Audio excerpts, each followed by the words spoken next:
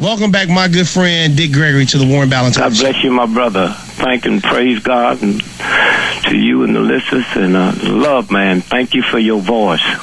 Thank you for your voice.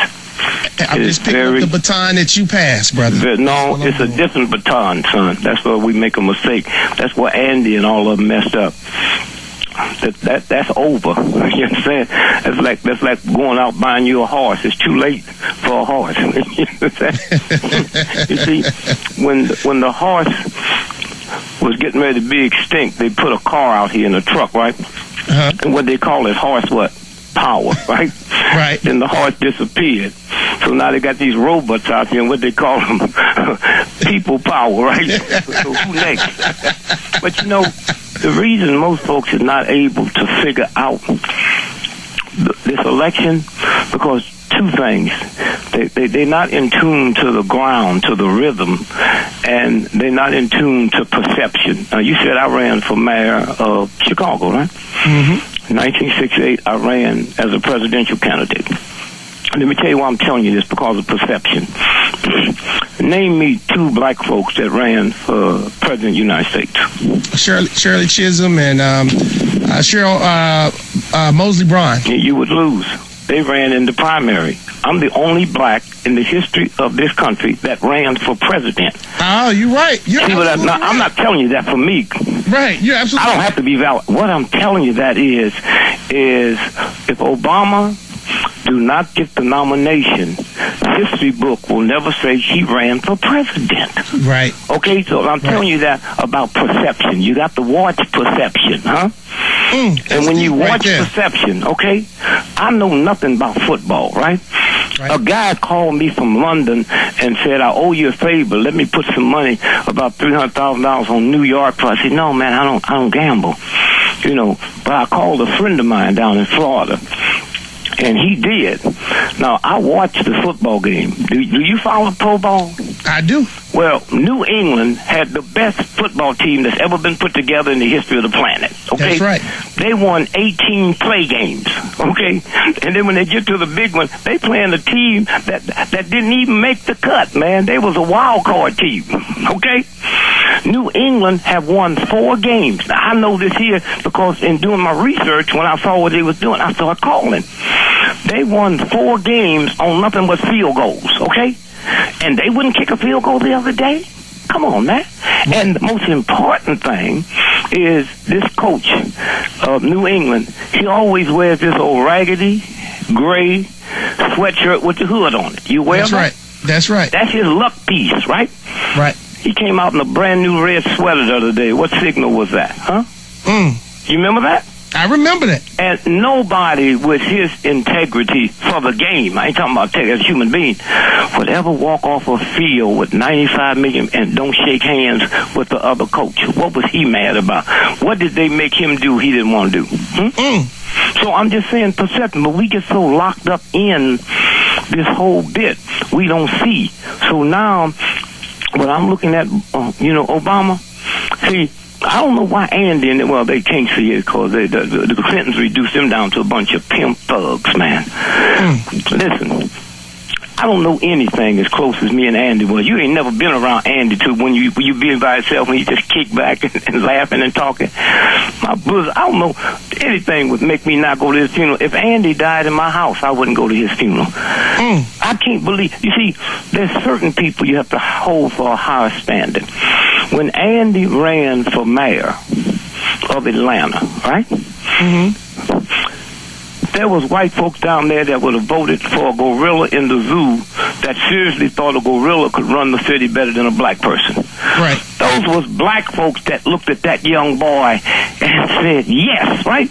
And now he can't look at this youngster and see in him what those black folks saw in Andy? Maxine Wallace, oh man, I hope a bunch of Chicanos go in there and wipe her out this next election. Wait, you know what? Wait, Dick, hold on one second. We almost up against commercial break. We got about a minute before we go to commercial break. I want to bring you back in. I want you to finish telling this story about people endorsing Barack Obama, and also I want to get your take on Tavis Smiley coming out today and basically saying that if Barack didn't attend his State of the Black Union symposium on February 22nd and 23rd in in Louisiana, in New Orleans, that he was going to really have a big issue with Barack Obama. I want to know your take on that. And also, I'm going to give you what Roland Martin said. Roland Martin said, look, Barack is running for president. He shouldn't have to attend. I want to hear what you have to say about that. We're going to be talking to some of the listeners. We're talking to Dick Gregory. Let's talk about it.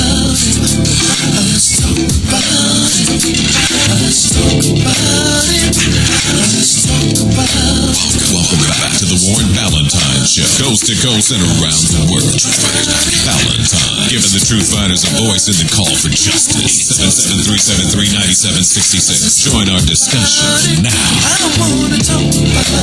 All right, truth fighters, if you're just tuning in, just joining us, we're talking about a lot of things, but right now we're talking with somebody I truly just adore as a person, Dick Gregory. He's telling us his thoughts about Andrew Young, Maxine Waters, and others, and what's going on with this presidential race. Dick, let's finish the story. You're telling us about Maxine Waters and what you thought about her. I don't have no problem with black folks going for who they want to go for, but there's certain obligations. Magic Johnson, his major business is in black neighborhoods. White folk don't go there. And he can't see this brother was like him when he was young.